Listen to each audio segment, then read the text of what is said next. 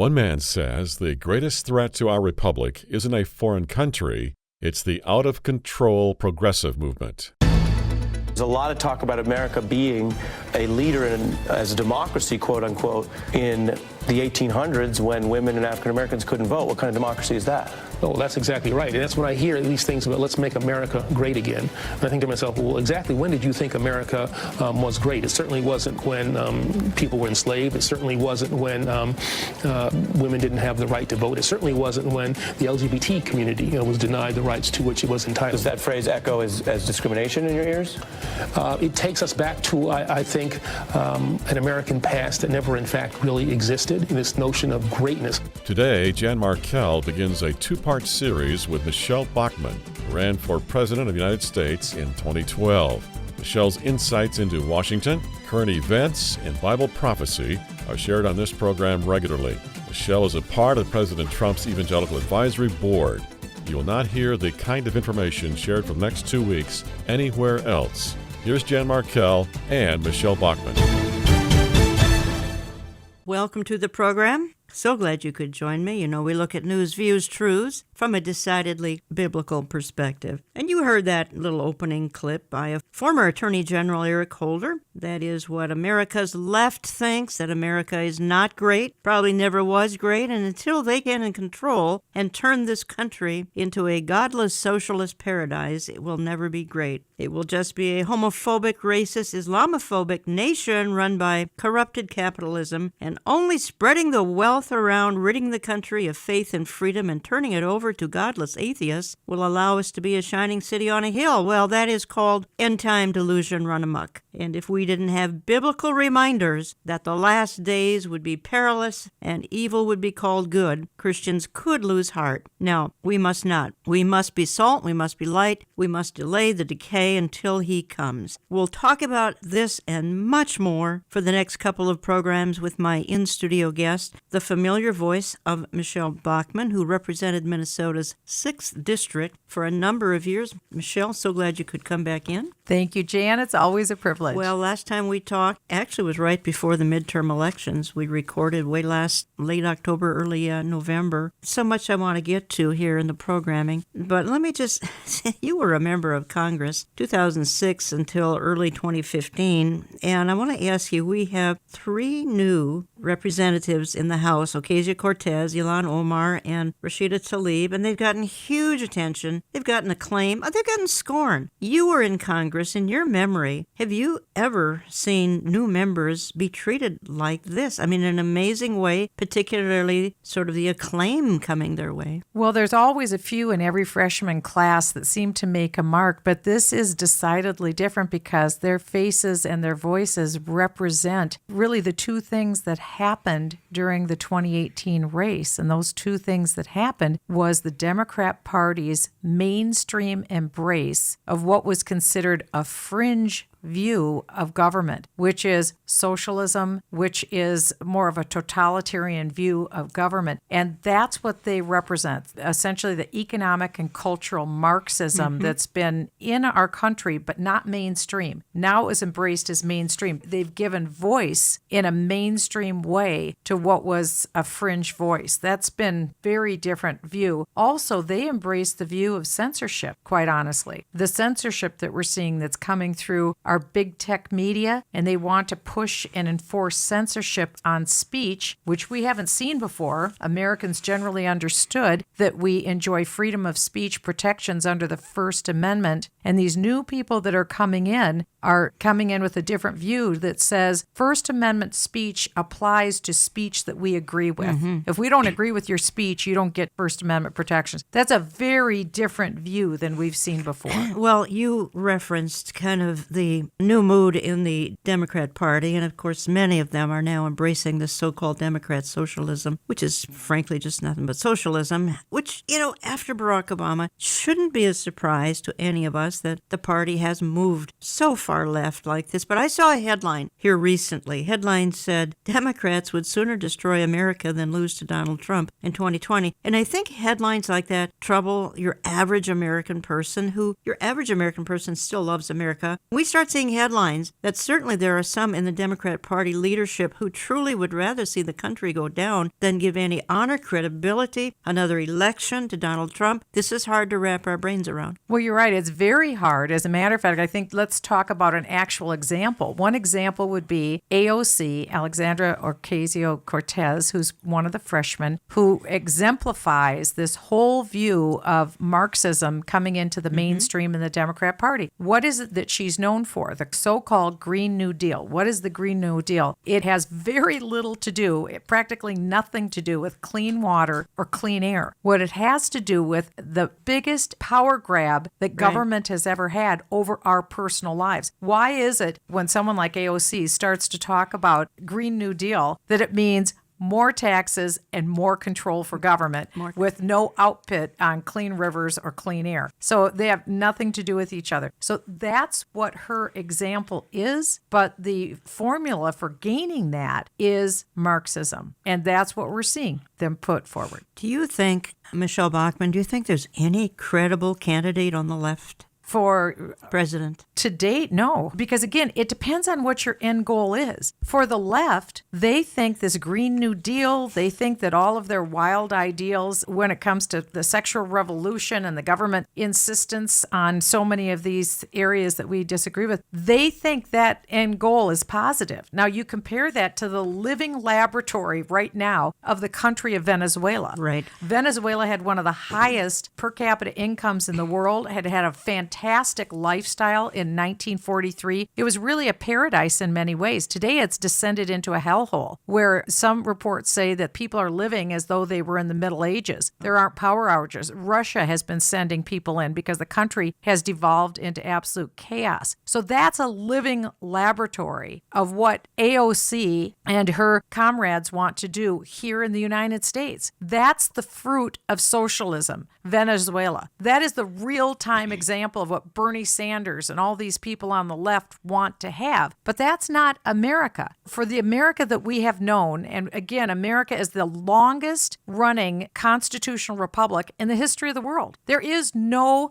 older constitutional republic or one that's lasted as long as the United States of America. That's because we were built undoubtedly, without a shadow of a doubt, on godly principles by godly men and women who look to the Bible as their inspiration. That's a fact. That's not an opinion. That is a fact. That is not the view of America that the AOC types of the world want to see. That is not how they see America. Their policy prescriptions are in line with Venezuela's. Yeah. And again, we have that living laboratory of what you get with socialism. Mm-hmm. So for them, Venezuela is a raving success story. We look at that and say, but people are miserable. They're suffering. They're dying. Why would you do that to people? They don't care what the end result is. They only care about the type of system they want to put in place. And isn't it interesting? Every time their system takes away control from people and puts it in the hands of government versus God's view of government, which was take the control away from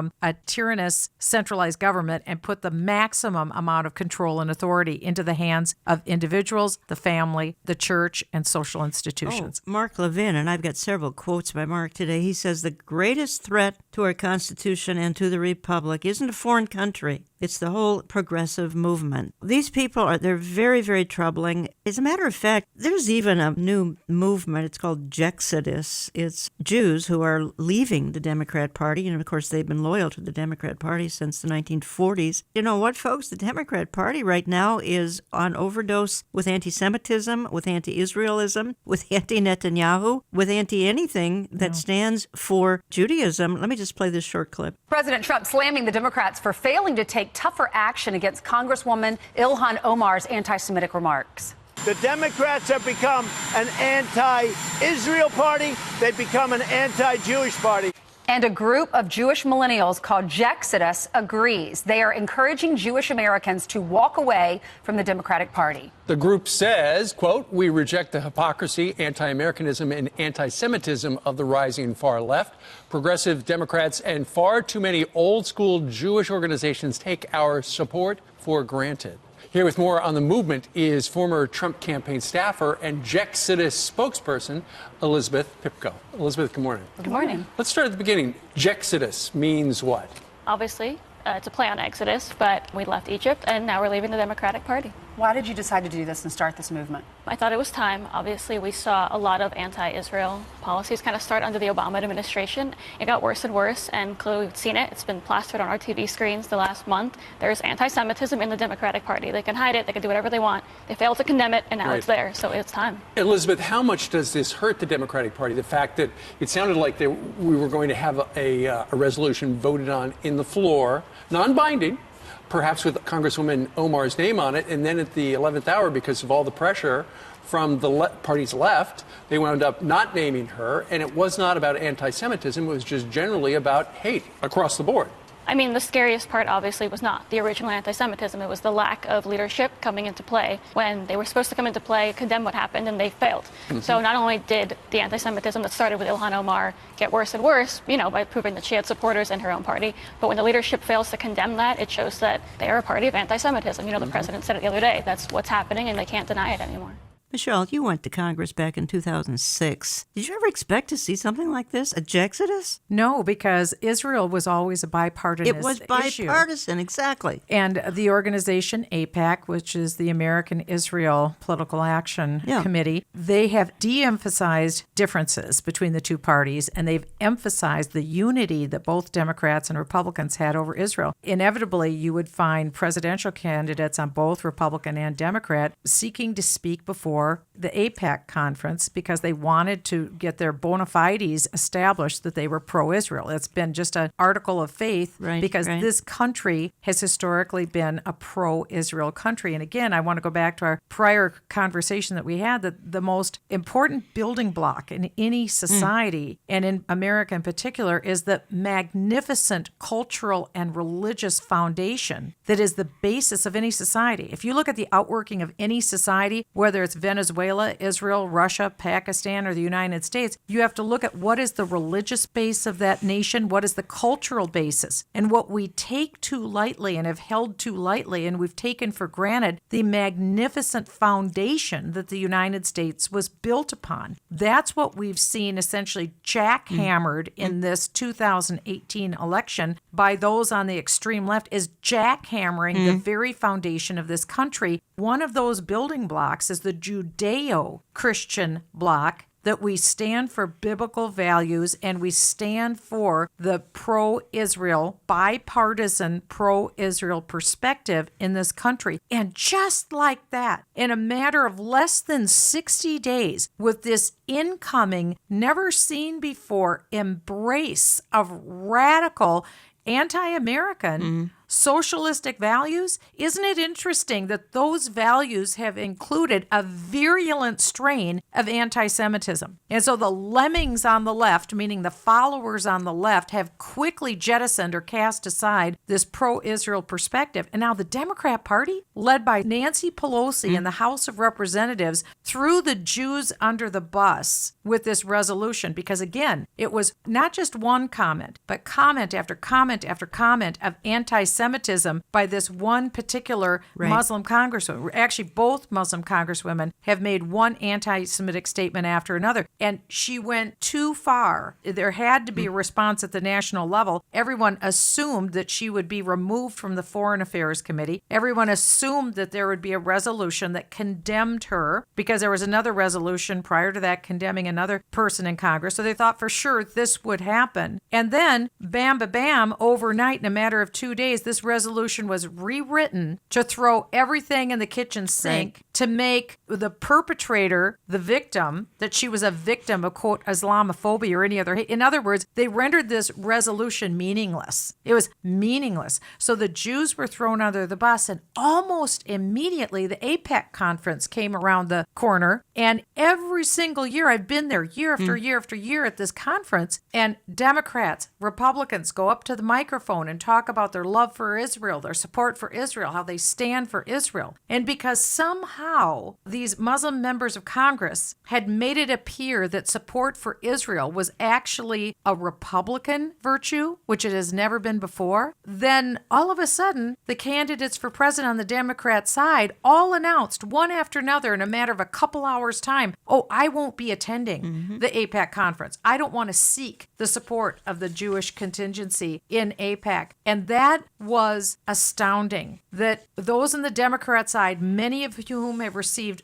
financial donations, they've received backing from Jewish individuals, Jewish organizations, Jewish donors. Now they threw all that under the bus because it was considered to be the cool kid on the block to diss Israel. That happened literally in a matter of a couple days and literally in a couple of hours when it came to the Democrat candidates for president. They aren't even fair weather friends. They are false friends to the Jewish state. You're listening to Understanding the Times Radio. Jan Markell here. I have in studio familiar voice Michele Bachmann. She joins me 2-3 times a year with a little bit of an update on current events. We try to tie them to the Bible. We also try to tie them to the fact that the King is coming sooner rather than later. We'll talk about that as we move more and more into the programming. And Michele, I don't want to dwell at length about it, but I certainly want to touch on it with you here in studio with me. And that is, the Bible speaks a lot of end-time lawlessness, and you and I know that's going to really manifest in the tribulation. That the tribulation is casting a huge shadow on us even today. But who would have ever thought that those, particularly on the left, would be literally obsessed with a duly elected president, trying to get him out of office, and these folks will not rest until they drive Donald Trump with resignation, impeachment, even death in office. That's all they can think about. And thus, the American public has gone through a 22-month ordeal involving 19 lawyers, 40 FBI agents, 2,800 subpoenas, 500 search warrants, 500 witnesses in this collusion delusion. How, and we might have to pick this up in my next segment, but how did our intelligence community get so corrupted? Well, it isn't that the community is corrupt. It's the individuals who are put into the highest positions of power were corrupt. And I think one of the most laughable comments actually was CIA Director Brennan, who had said, oh, I must have gotten bad information. When it came out, when the Mueller report cleared Donald Trump, and when we realized that a hoax had been perpetrated on the American people for 2 years, as you said so well, the only response of the guy who was the lead heckler at the PAC, CIA Director Brennan, was to say, well, I guess I must have gotten bad information. You're the guy who generates the information. You're the head of the CIA. That's what intelligence is. You go out and you gather information on what's happened. You created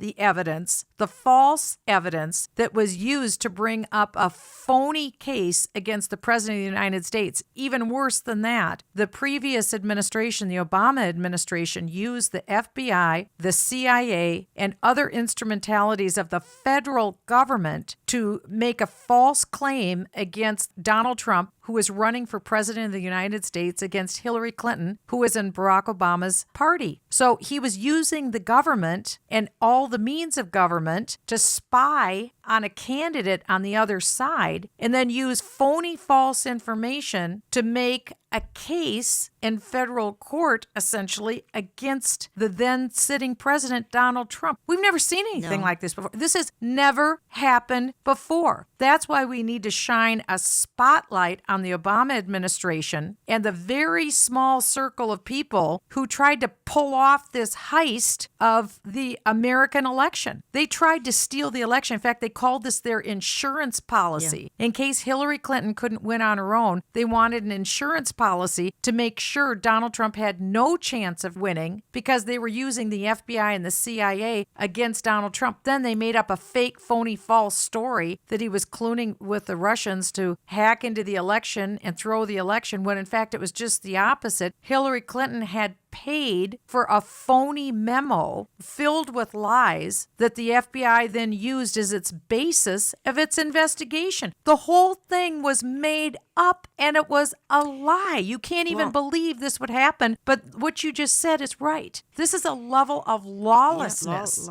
in broad daylight by the president, the former President Obama, by the former Secretary of State Hillary Clinton, by the head of the FBI James Comey, by the head of the CIA John Brennan. If somebody pitched this movie to a Hollywood producer, you'd say, forget it. Nobody'd believe that. But it happened. Well, I want to ask you a question. I'm going to ask it to you in my second segment, which we're heading into in just a minute or two. And I want to ask you this question: is how powerful is this deep state? And then beyond that, what is the deep state? Folks, we'll talk about that when I coming back in just a moment. Don't forget, I'm heading to Toronto, Canada, Saturday, May 11th. I hope to see Olive Tree followers there, and that'll be the Awaiting His Return conference on Saturday, May 11th at Church on the Queensway. Amir Sarfati, Jack Hibbs, Barry Stagner, yours truly. I'm waiting for word on whether it's going to be live streamed or not, and we'll have that info for you in another couple of weeks. Tickets, beholdisrael.org, beholdisrael.org, $15. I hope you'll go and check them out, and that I'll meet you in Toronto. I'm back in just a minute or two. Don't go away. We hope you are finding this information informative. Stay up to date on the tide of our times on our website, olivetreeviews.org, on weekly radio, by visiting our YouTube channel found under Jan Markell, by reading daily articles and headlines posted to our website, and by attending our annual conference. We also offer a print and e-newsletter. We know you lead busy lives. If you can't catch the program on air, we post it to our website, olivetreeviews.org, and to our YouTube channel on Saturday morning. More with Jan and Michele in a moment. Olive Tree Ministries is carrying a new book by Douglas Stauffer and Andrew Ray, Reviving the Blessed Hope of Thessalonians. I did not think I would see the day when we would have to have a discussion about reviving our hope in the rapture of the church. Something that has to be revived has often expired, and yes, discussion of the pre-trib rapture of the church has been on life support. Find this excellent book in our store at olivetreeviews.org, in our print and e-newsletter, or you can call us Central Time, 763-559-4444, 763-559-4444.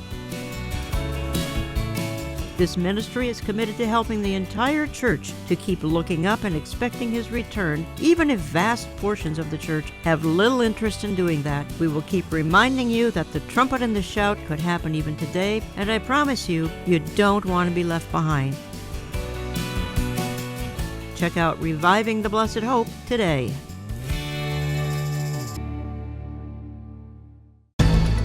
He used money out of the United States Treasury, funneling it through phony organizations in Israel to actually defeat the Prime Minister Benjamin Netanyahu. Now think of that. He actually used our government to hire people actively on the ground, defeat Benjamin Netanyahu with U.S. tax money. We love getting feedback from listeners. Tell us how you listen. We air on well over 800 radio stations now, all across North America. You can write us at Olive Tree Ministries, Box 1452, Maple Grove, Minnesota, 55311. That's Box 1452, Maple Grove, Minnesota, 55311.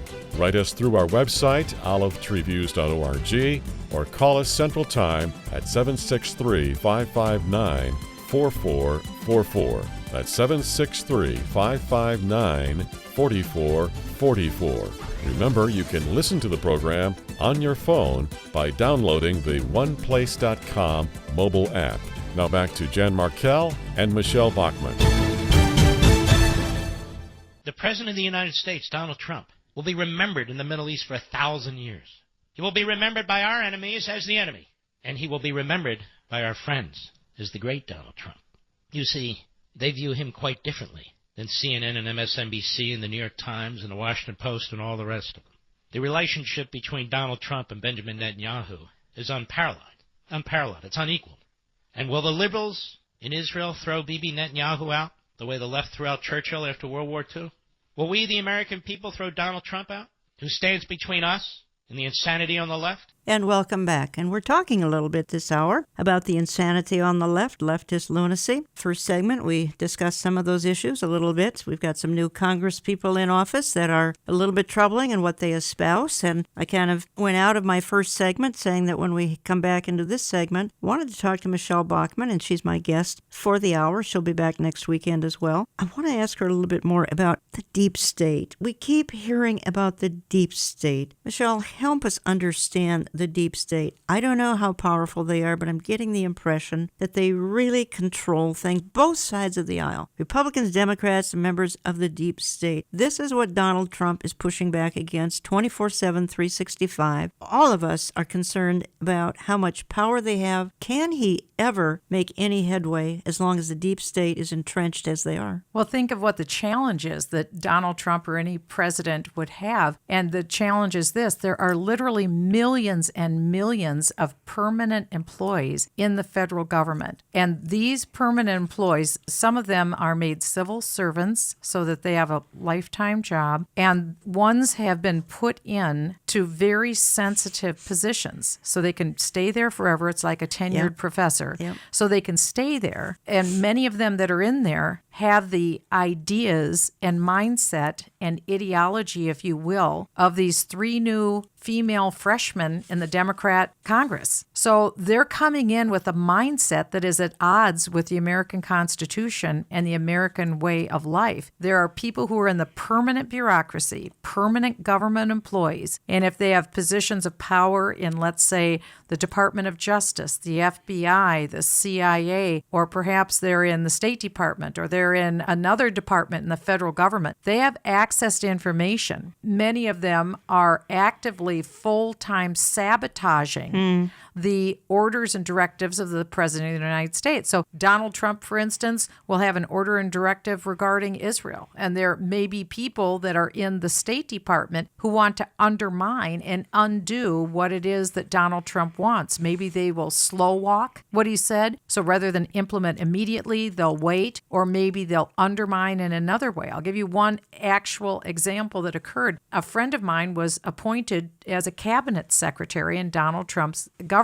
And he told me that he was undermined by the deep state because somebody who was a permanent employee picked up a phone and called a reporter and said, ask for this particular page in a Freedom of Information Act request. So look at this page and ask for this particular item. Well, nobody would know that unless you were an employee in the government. The point is, they were suggesting that this cabinet secretary had misused his travel vouchers. That never happened. Every single travel item that this cabinet secretary did had been pre-approved by the ethics department in that cabinet, but they wanted to raise the question that maybe something was wrong. Well, the media went wild and wrote stories that this cabinet secretary had misused his travel when in fact he hadn't. And it was lie after lie after lie. But it was people within government who were telling the lies from what was presumed a position of authority and a position of truth, but it wasn't. They were lies. So the deep state are people who have permanent jobs within the federal government, and there are millions of people. Not everyone is against our government who works for the government. Not everyone is a part of the deep state, but you don't need everyone. If you even have just 100 people who are in line with the goals to advance cultural and economic Marxism or to advance the goals of Islamic jihad, for instance, and they have jobs within the federal government, they can do very serious damage. That's what I'm talking about. And that's what the concern is. If there are people that have permanent jobs in our government who are undermining our government. Nothing we can do but pray. Well, we need to pray, but also this is how I pray. I pray according to the scripture, which says we need to pray to expose, ask the Lord to expose the hidden deeds of darkness. Yes. And he has remarkable ways of doing this, where you can only say it's the hand of God who exposes the hidden deeds of darkness. And that's one way I would ask your listeners to pray, to please pray that God would expose these hidden deeds of darkness. And he does. Trust him, he will. A lot of things here still on my mind. 70% of evangelicals apparently continue to support Donald Trump, and that's great. I think, and you and I talked here before this program even began, and you said to me, this isn't a word-for-word quote, but it's pretty close, that what Donald Trump has done in just over 2 years is really more significant than what Ronald Reagan did in his administration. And that's quite a statement. Having said that, there are still plenty of people pushing back against President Trump. My goodness, we still got the Never Trump movement. There are still conservatives that would never think a positive thought about the guy. But tell me why you said to me that what he's done in just about 2 years, greater than what the Reagan administration did. Well, I'm glad that you asked the question, because think of what Donald Trump has labored under. From even before the day that he took office, he's had this Russia hoax over his shoulder. So it's like he's been laboring with a 2-ton weight on his shoulders, like a boulder on his shoulders. Now that's been lifted. He's been cleared by this report. There never was any collusion. That was all a lie. What he has managed to accomplish with the tax bill, which is not only cut taxes, but he promised that he would get rid of 2 regulations for every 1 new regulation that comes in. And I have had more job creators say to me,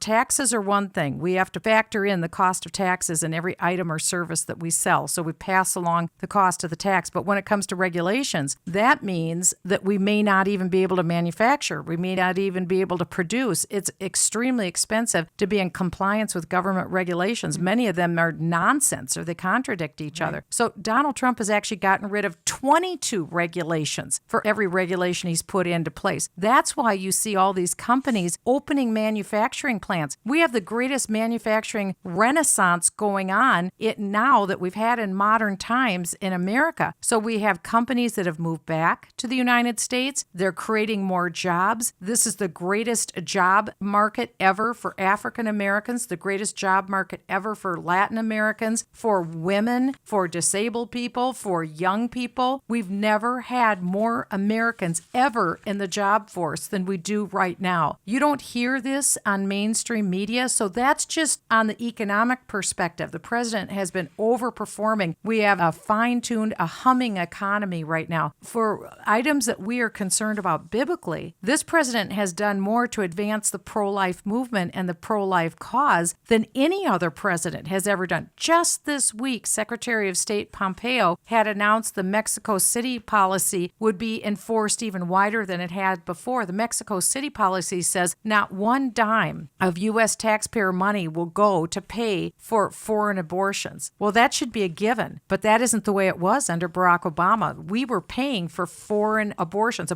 of people in other countries. Not only have we said no to that, but now Mike Pompeo, our Secretary of State, has said even those nonprofits that are contracting with other nonprofits, they can't perform abortions. So that policy's gone even further, plus defunding of Planned Parenthood, the largest provider of abortions in America. Planned Parenthood is being exposed for their deeds of darkness, and we're pulling back money from Planned Parenthood as well through the Trump administration. So that's just on the pro-life issue. On the area of religious freedom, we are doing more to advance religious freedom and to protect Christians who are being murdered and persecuted in the Middle East like we have not seen before. Christians can now flee to America. That's right. They couldn't under our previous administration. It was very, very hard. Barack Obama, practically 99% of the people that he allowed in under the refugee resettlement programs were Muslims, certainly non-Christians. Now that has been completely flipped on its head, and President Trump is now allowing in persecuted Christians, people who are literally being persecuted, and he's offering them protection in the United States. And perpetrators, almost all of whom are Muslim, are not getting access through the refugee resettlement program. So this is a complete turnaround, but on so many different areas. We've talked about Pastor Andrew Brunson, that the president would not relent until this pastor was released out of Turkey. Now, I spoke to Pastor Brunson myself at the National Prayer Breakfast, and he is back and his ministry has continued. So that's in those 2 areas. We could go on what the president has done with standing for righteousness in so many areas. One being Barack Obama had demanded and commanded that our military services had to literally go out and recruit people who are transgender to come into the military. Well, it costs about $250,000 to do sex reassignment surgery. Why would you recruit people who would come in and have sex reassignment surgery and be on the sidelines. It made no sense. So Donald Trump got rid of that mandate and that requirement. He has stood up where most Republicans wouldn't dare to stand up. Donald Trump has had the courage and the fortitude. And I will say to your listeners, in my lifetime, I have never seen a more biblical president than I have seen in Donald Trump. He has so impressed me with what he's done. And we haven't even talked about Israel, what he has done to advance Israel. So he is highly biblical. And I would say to your listeners, we will in all likelihood never see a more godly biblical president again in our lifetimes. So we need to be not only praying for him, we need to support him, in my opinion, in every possible way that we can. Folks, you're listening to Understanding the Times Radio. Jan Markell. I have in studio Michele Bachmann. You hear her on this program frequently giving updates, some Washington insights, and some geopolitical issues that we deal with as well. But Michele, I want to just head for a few minutes here. And Michele will be back next week, so we're going to continue our discussion. But it was 3 years ago, almost to the day, when then President Barack Obama made this statement, and I want to build on it in just a minute or two. It gets worse. Just this week, Michele Bachmann actually predicted that I would bring about the biblical end of days. Now that's a legacy. That's big. I mean, Lincoln, Washington, they didn't do that. So 3 years ago, you and I did a taping here in the studio, and we talked about some similar issues. We talked about how the clock of Bible prophecy is marching forward. It never stops. And obviously some U.S. presidents play a role in that, some of their policies. And you and I discussed at that time, 3 years ago, almost to the day, how President Barack Obama was advancing the prophecy clock. So as we were talking today, I said to you, I kind of want to get your take on just how President Donald Trump could be advancing that clock. And the first thing that popped into my mind, and we've got time yet, so we're going to be discussing exactly how U.S.-Israel relations are moving forward, would be some activity. Genesis 12:3, God blesses those who bless Israel. Certainly, Israel's boundaries are being affected, and hopefully in a good way. He's dropped terms like occupied territory, things like that. I think another thing that comes to my mind as we speak is the rush to this one-world system, the rush to this globalism. Of course, Donald Trump's pushing back on that. He just keeps saying, I'm a nationalist, I'm not a globalist. Why don't you tell me how you feel Donald Trump is advancing the Bible prophecy clock? Well, I think that the prophecy clock in the Bible is one that is centered on Jerusalem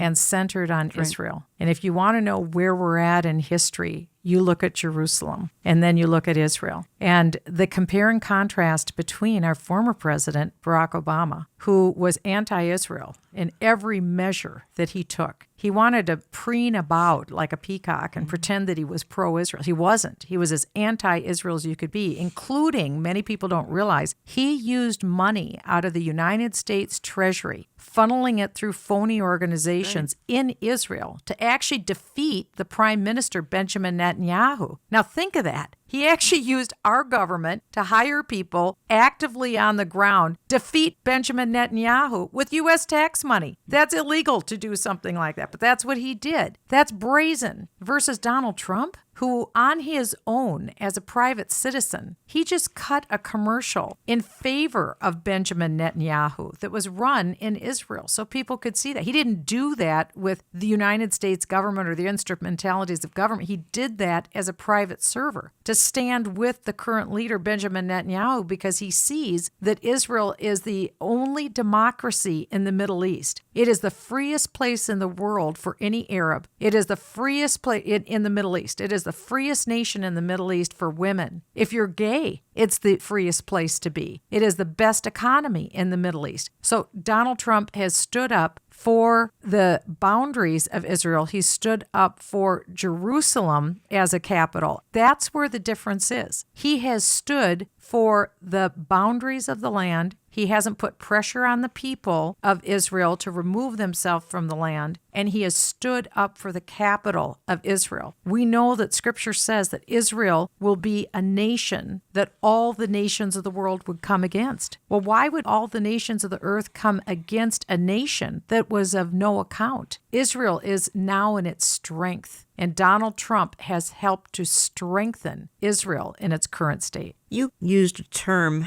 with me earlier today. I found it to be a fascinating term, and I think I need to discuss it with you. And you talked to me about how everything is being so influenced by this multi-billionaire cabal. First of all, I want you to explain what that is. But secondly, you reminded me that this multi-billionaire cabal all want one thing, global government, which, folks, that in itself is astounding, that the real movers and shakers of this world have one thing in mind. That's a one-world system. Again, that leaps out of the Bible, heavily out of the books of Daniel and Revelation. Revelation 13 paints a picture of one world government that's crystal clear. Can't mistake it in Revelation 13. Michele, give me a definition of what you mean here about this multi-billionaire cabal. First of all, who are they? Well, it's interesting that these billionaires all have, it seems, the same end goal in mind. Billionaires like George Soros, billionaires like Warren Buffett, billionaires like Tom Steyer, or even Bill Gates. They all have been on the same page when it comes, for instance, just one example, to advancing the goals of a Planned Parenthood. They're very much a pro-abortion community. They believe in advancing abortion all throughout the world. And yet at the same time, what's the biggest problem that the West faces? It's a demographic decline. It's not enough people that are being born. And these nations are starting to now thin out and lose populations. And yet, why is it that these billionaires all have the same goal? And the goal is one that mirrors what the Bible predicts will one day come, that there will be a one world government with a one world religion. It will be a cashless system where people will only be able to buy and sell with the mark of the beast that the Bible talks about. It's very clear what that goal is, and it's dominated by control by a very small cabal of people. And so people that have all this money, more money than we've ever seen before, concentrated in very few hands. It's interesting to me that the outcomes they're looking for are fairly similar. And yet if you look at the UN, which was established in 1945, their end goal has always been the same. They love international government. They love International Criminal Court, for instance, where that court would have sovereignty over all the people of the earth. It's extremely frightening because those values are not in any way in sync with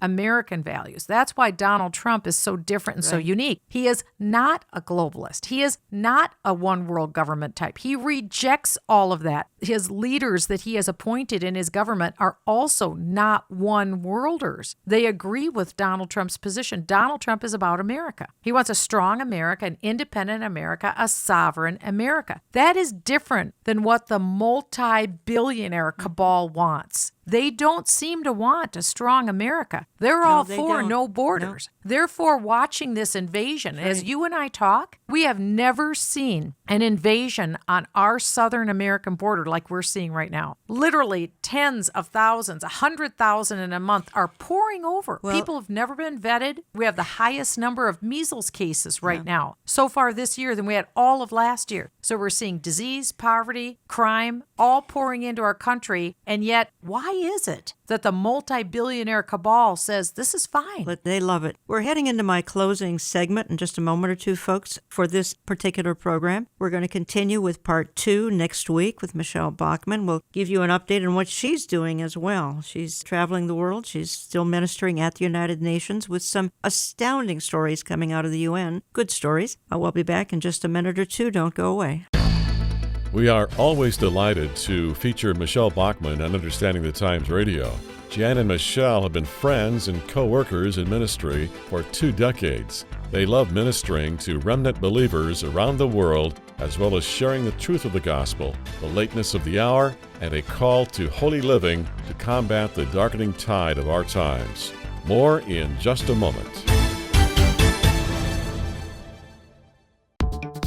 Why not save the date of Saturday, September 21 for Understanding the Times 2019? Tickets go on sale June 1st for $25 and include lunch. We will be selling general admission seats only and no assigned seating. Speakers this year include Dr. Robert Jeffress, Amir Sarfati, Pastor Jack Hibbs, Pastor J.D. Farag, and Jan Markell. They will help you understand the times and become watchmen on the wall. Location once again is Grace Church in Eden Prairie, Minnesota, just outside of Minneapolis. The teaching is timely and the fellowship is unparalleled as you make friends for life. Save the date and visit our website's conference page for a list of hotels and other pertinent information. That's olivetreeviews.org, olivetreeviews.org. We hope to meet thousands of you September 21, just outside of Minneapolis. Your prayers matter. They've made a huge difference on the international level. We need this at the UN. Again, this is a body that is overall anti-Israel. This is a body overall that seeks one world government. Jan Markell and Michele Bachmann wrap up part 1 of a 2-part series next. Please keep Michele in prayer as she ministers around the world on behalf of the Jerusalem Prayer Breakfast. She also serves at the United Nations, bringing the gospel to ambassadors and other UN personnel. Here's Jan and Michele closing off today's programming. Be sure to join us next week on air or online for part 2 of this programming. What else do they want to do? They want to destroy capitalism and replace it with socialism. They want to nationalize energy. They call it the Green New Deal. They want to nationalize health care. They call it Medicare for all or single payer. They want a wealth tax. They want a 70 to 90% marginal rate tax on certain individuals. They want free college. They want a guaranteed minimum income from birth. A guaranteed federal job for those who, quote-unquote, can't find one. 3 months of taxpayer-financed family leave. An expansion of Social Security, which is already going to go bankrupt, according to the trustees, in 2034. And I've just gotten started. Donald Trump stands in the way of that utopia, of that paradise. They must destroy him. And welcome back. We're wrapping up program number 1 with Michele Bachmann. She'll be back next week. I have to make a comment because we opened the entire program some 40 minutes ago now with a clip from Eric Holder. And he said something like, when I hear these things about let's make America great again, I think to myself, exactly when did you think America was great? Well, Mr. Holder, if I could reply to that, when America got the gospel to the ends of the earth, when America has stood with Israel, voted for independence in 1948, moved her embassy from Tel Aviv to Jerusalem a year ago, when America sent aid to hundreds of nations who were devastated by natural disasters, when we helped liberate Europe during World War II, do I really need to go on much further? When we went to war in the mid-1800s to free the slaves. I mean, Eric Holder, again, he demonstrates the utter insanity of today's leftist lunacy, and that's kind of what Michele Bachmann and I have been talking about here for program number 1 on Understanding the Times Radio. Let me just quickly say that we've got an active presence on social media, and check it out. Instagram, Olive Tree Ministries on Instagram, Facebook and Twitter, extremely active. Check it out. Jan Markell's Olive Tree Ministries on Facebook. Find us on Twitter at Olive Tree Men. If you do write to us, would you always tell us how you listen? Are you a podcaster? Are you listening to one of our well over 800 stations? Are you listening online on our website? It helps us process things here in the office. The program is posted to our website every Saturday morning. It is also posted Saturday to our YouTube channel under Jan Markell, and we have now added visual images. So we're giving you illustration of what we're talking about on YouTube. The only place you can see it on our YouTube channel. Check it out. Again, that's the Jan Markell channel on YouTube, posted on Saturday morning, and we've got tens and tens of thousands watching on YouTube and following on the social media. Now, Michele, I want to get back because I think we need a little bit of an update, and next week we've got lots of things we've still got to cover. Right now, you are serving as co-chairman of the Jerusalem Jerusalem Prayer Breakfast. You're still serving at the United Nations. You're there frequently. You gave me some stories before we went on air today. You're actually ministering to some ambassadors at the United Nations. One even prayed for salvation thanks to your influence, and you prayed with that particular individual. Talk to us and my audience, because they follow you, they pray for you, they write, they send emails. What is Michele doing? Where is she now? Give us an update on what you're doing. First of all, thank you to your audience for all the prayers. Never underestimate the power of prayer, because it is God at work when we are firing up our prayers. And I have seen it at the United Nations. We've laid a lot of foundation of praise and worship and prayer at the United Nations, and we're seeing now the fruits of that. I did have the opportunity. I've met with over 50 ambassadors now, one-on-one at the UN. I make personal meetings with them. There are 193 ambassadors, so I've met with about a fourth of them now at this point. And also, we've held different seminars at the United Nations, and we hold small group meetings. We've held church services, and we also hold Bible studies for the over 10,000 permanent employees that are at the United Nations. This is a very strategic place. It is the only place on earth that all the kings and prime ministers and presidents of the earth gather once a year. They gather the third week of September, but then they do their work all throughout the year. So it's a very strategic place to bring the gospel. It's a tough place. I won't kid you, it's been a very tough place, but you begin with prayer, praise, and worship and prayer, and we are seeing that the fruits. Just recently, I had a chance to pray with 3 young people. There were people who gave their personal stories of being transformed by Jesus Christ after the people had made their profession of faith in front of a group. We had young people, over 30 young people, rush up to the table afterwards and tell us they were from South America, Central America, Mexico. They said, we've never heard this before, because everything that gets pushed on them is everything but man-woman marriage, the pro-abortion agenda, the culture of death. And they said, we've never heard this before. This is all new to us. And so I just was prompted by the Holy Spirit to ask if I could pray for salvation with some of those kids. And I did. I prayed one-on-one for salvation with some of these young people. Now they'll be going back to their nations as new creatures in Jesus Christ, and they will impact their world. And so what this is little by little, bit by bit, never despise small beginnings. And we're seeing this at the UN. And so what I'm saying to all of you who are listening is your prayers matter. They've made a huge difference on the international level. We need this at the UN. Again, this is a body that is overall anti-Israel. This is a body overall that seeks one world government. This is where we need to have prayer, especially right now in God's time clock in the prophetic history that the Bible is written prehistory.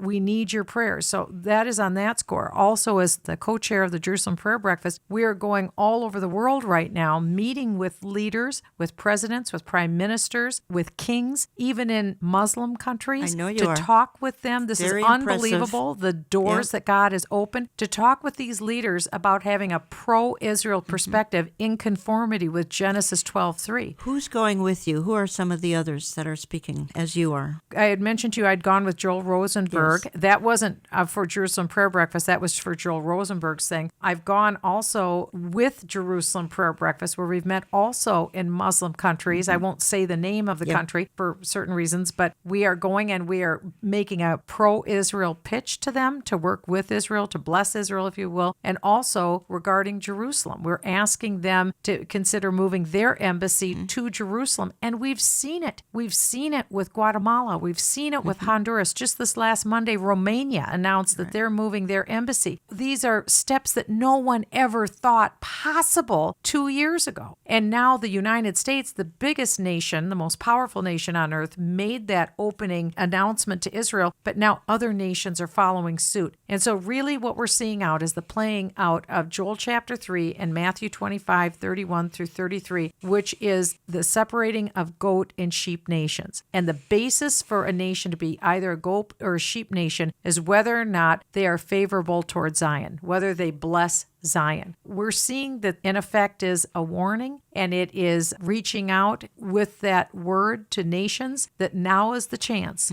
to turn, to be either a sheep and make the choice, because from the beginning of time with Adam and Eve in the Garden of Eden, man has had choice. We've had free will. We get to choose life or we get to choose death. And part of what we're doing with the Jerusalem Prayer Breakfast is going around the world to speak with leaders on their nation coming into a time of blessing as opposed to a time of cursing. What do you have coming up as far as travel? Well, I know you're going around the world. I am. I have recently been in Norway, where I spoke on national television for an hour. I gave the gospel, believe it or not, on national TV in Norway. I gave the gospel and I talked about the Christian heritage, how Christianity came to Norway, and then how Norwegians brought Christianity to the United States and blessed the United States. So I've done that, but I will be going to the United States to speak in San Antonio. I'll be speaking in South Carolina. I'll be going to the Ukraine. I'll be going to Israel. I'll be going to Iraq. I'll be going to Uganda. I'll be going to Israel again. I'll be speaking at The Hague. I'll be speaking in Amsterdam. So God has opened up doors of opportunity like never before to spread this message and to talk about the day and time that we live in, that this is the time for nations to get right with God. That's really what this is, for nations having the opportunity to get right with God. How can my audience pray for you? Because they follow you. How can they pray for you? What I would ask for prayer for myself and for them is that God gives us the ears to hear and the insight to live out our faith. That's what's really been struck with me lately, how imperative it is for each one of us, whatever our sphere of influence, that we are living out the faith, living out Christianity, living out the truth of the Bible. If we are that living letter wherever He has placed us, this whole world gets turned upside down. That's what happened with the original apostles, that the world was turned upside down because they became living letters of the gospel of Jesus Christ. That's what we can do. If each one of us does that, quite literally, it won't be us that does it. And that's the first thing you realize. It has nothing to do with us as individuals. It has everything with us being like a garden hose, and the Holy Spirit is like the water that comes through the hose. So think of it that way. All we are is the vessel. It's the power of the Holy Spirit that does the work. So open ourselves up and we will see the gospel transform lives. I've probably had more freedom in my life in the last year or two